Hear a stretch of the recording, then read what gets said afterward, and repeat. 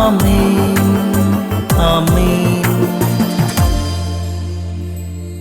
യേശുവിൻ്റെ ഏറ്റവും പ്രിയമുള്ള കുഞ്ഞെ, യെശയ്യാ 49:2 തൻ്റെ കൈയുടെ മറവിൽ അവിടുന്ന് എന്നെ മറച്ചു, എന്നെ മിനുക്കി അസ്ത്രമാക്കി തൻ്റെ ആവനാഴിയിൽ ഒളിച്ചു വെച്ചു.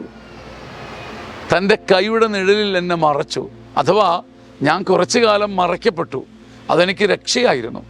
ആരും എന്നെക്കുറിച്ച് കേട്ടില്ല. എൻ്റെ നടപ്പും പോക്കും ചിരിയും സല്ലാവും ഒക്കെ മറഞ്ഞിരുന്നു. അല്പം മിണ്ടാട്ടം മുട്ടി ഭാരപ്പെട്ട് ഒതുക്കപ്പെട്ട് ചതയ്ക്കപ്പെട്ടിരുന്നത് പോലൊരു കാലം. പക്ഷേ ഈ സമയത്ത് എന്നെ കർത്താവ് മിനുക്കി അസ്ത്രമാക്കുകയായിരുന്നു. തൻ്റെ ആവനാഴിയിൽ ഒളിച്ചു വെച്ചിട്ട് പിന്നെ പുറത്തെടുത്തപ്പോഴുണ്ടല്ലോ, അണുബോംബ് തൊപ്പിക്കുന്ന ആത്മശക്തിയോടെ ഞാൻ പുറത്തേക്ക് വന്നു.